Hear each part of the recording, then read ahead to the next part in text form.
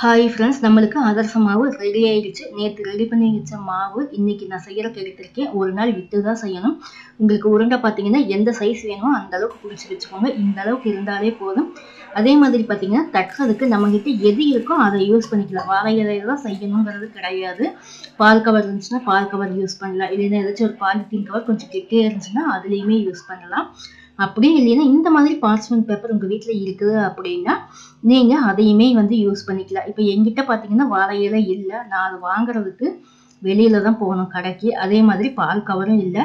நம்மகிட்ட packing paper இந்த parchment paper இருக்கிறதுனால டக்குன்னு யூஸ் பண்ணுறதுக்கு ஈஸியாக இருக்குது. அந்த மாதிரி உங்கள் வீட்டில் எது இருக்குதோ அதில் தட்டி போட்டுக்கலாம். இந்த கவர்ல பார்த்தீங்கன்னா ஒரு சொட்டு எண்ணெய் ஊற்றுனீங்கன்னா போதும். அதை தேய்ச்சி விட்டுட்டு நம்மளுக்கு எந்த சைஸ் உருண்டை வேணுமோ அந்த சைஸ் உருண்டை எடுத்து நல்லா பாருங்க இந்த மாதிரி தட்டணும். விரல்களால் நம்ம தட்டினாலே போதும். சூப்பராக இருக்கும். எல்லா பக்கமும் ஒரே மாதிரி இருக்கணும். ஒரு பக்கம் குண்டாவும் ஒரு பக்கம் ஒல்லியாவும் இருக்கக்கூடாது. எல்லா பக்கமும் ஒரே மாதிரி ஈவனா இருக்கணும். அது பார்த்துக்கோங்க. அதே மாதிரி பார்த்தீங்கன்னா நடுவில் ஹோல்ஸ் போட்டு செஞ்சாதான் நல்லா இருக்கும். அதிரசம்னாலே ஹோல்ஸ் இருந்தாதான் பார்க்கறதுக்கும் நல்லா இருக்கும், சாப்பிட்றதுக்குமே நல்லா இருக்கும்.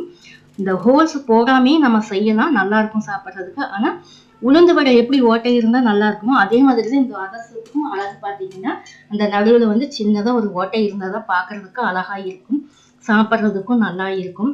ஒரு அதிரசம் அப்படிங்கிற மாதிரி இருக்கும். சில பேர் இந்த ஹோல்ஸ் போடாமையே செய்வாங்க. நம்மளுக்கு எப்படி தேவையோ அந்த மாதிரி செஞ்சுக்கலாம். பாருங்க எவ்வளோ சூப்பராக இருக்குது பாருங்க. அதிரசம் நல்லா கலருமே நல்லா இருக்குது. இது நம்மளுக்கு எண்ணெய் கையோட ஒரு கரண்டியோ ஸ்பூனோ இருந்துச்சுன்னா இந்த மாதிரி எண்ணெயை நல்லா அமுத்தி விட்டு எடுத்துக்கலாம். சாப்பிடும்போது பார்த்தீங்கன்னா கொஞ்சமும் கையில் எண்ணெய் இருக்காது. இல்லை உங்களுக்கு அழகா சேஃபாக வேணும்னா கொஞ்சம் எண்ணெயை மட்டும் வடிகட்டி எடுத்துக்கலாம். ஆனால் அப்படி எடுத்தோம்னாலுமே எண்ணெய் இருக்கும். இந்த மாதிரி ஒரு ஸ்பூன் வச்சு அமுத்திட்டோம், எண்ணெய் எடுத்துட்டோம் அப்படின்னா எண்ணெய் இல்லாமல் நல்லா சாப்பிட்றதுக்கு நல்லா இருக்கும். நம்ம இது சுட்டும் வச்சுக்கலாம். இல்லை வேணுங்கிறப்ப நம்ம எவ்வளோ தேவையோ அவ்வளவும் சுட்டுக்கலாம். அது நம்மளுடைய விருப்பம்தான். ஆனால் மாவு பக்குவம் மட்டும் கொஞ்சம் நல்லா பார்க்கணும். நான் லாங் வீடியோவில், அதாவது நேற்று போட்ட வீடியோவில் டிப்ஸ் எல்லாமே சொல்லியிருக்கேன். அதை கரெக்டாக ஃபாலோ பண்ணுங்கள். நேற்று வீடியோவில் இது தட்டுறது நான் சொல்லாமல் விட்டுட்டேன். அதாவது வாழை இலையில தட்டணும் அப்படிங்கிறத சொல்லாமல் விட்டுட்டேன். அதுக்காக தான் நான் மறுபடியும் வீடியோ ரெடி பண்ணி போட்டிருக்கேன். ஏன்னா ஒரு சமயம் புதுசாக பார்க்குறவங்களுக்கு தெரியாது இல்லையா? அதனால எல்லாருக்குமே தெரியும், ஆனால் புதுசாக பார்க்குறவங்களுக்கு தெரியாது. அதனால நான் மறுபடியும் இதை வீடியோலையும் சொல்லிவிட்டேன். உங்ககிட்ட வாழை இலையில தான் தட்டணும்னு கிடையாது. எது இருக்கோ அதை யூஸ் பண்ணிக்கோங்க. சூப்பராக நல்லா பாருங்க, எண்ணெய் ஒட்டாமல் அதிரசம் ரெடி ஆயிடுச்சு.